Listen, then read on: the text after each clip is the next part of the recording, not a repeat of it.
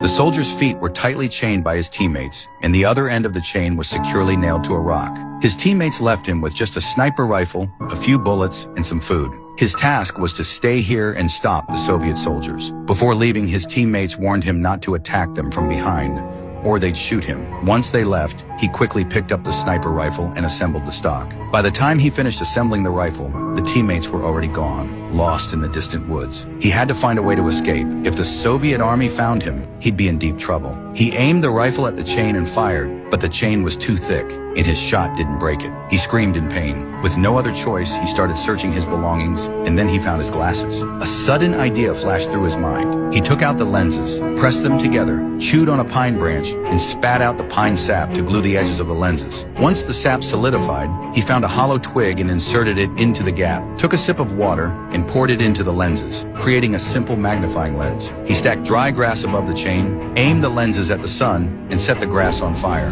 adding some dry twigs to make the flames burn hotter. When the twigs burned out, he quickly poured a cup of cold water onto the rock, using the heat expansion and contraction to crack the stone near the chain. He easily pried open the cracked stone, but it wasn't enough to fully free the chain, so he repeated the process, and after days of effort, he dug a deep hole around the chain, giving him hope. While he was resting and eating, he suddenly saw Soviet soldiers pass by. Luckily, they were just passing through and didn't notice him. At this time, two planes suddenly appeared in the air. They bombed the Soviet soldiers who had just passed by fiercely. He quickly hid, terrified. He knew he had to move faster, as enemies could show up at any moment. However, the bad luck didn't end there. All the twigs around him had been burned. He pulled hard on the chain, but it was nailed too deeply to move. At this rate, he would be discovered by the enemy, and worse, he might starve to death here. He took out his remaining bullets, removed the bullet heads, collected the gunpowder inside, poured it around the chain, added dry grass, and piled some stones to make a simple bomb, which he planned to use to blow the chain open. He lit the dry grass and quickly hid.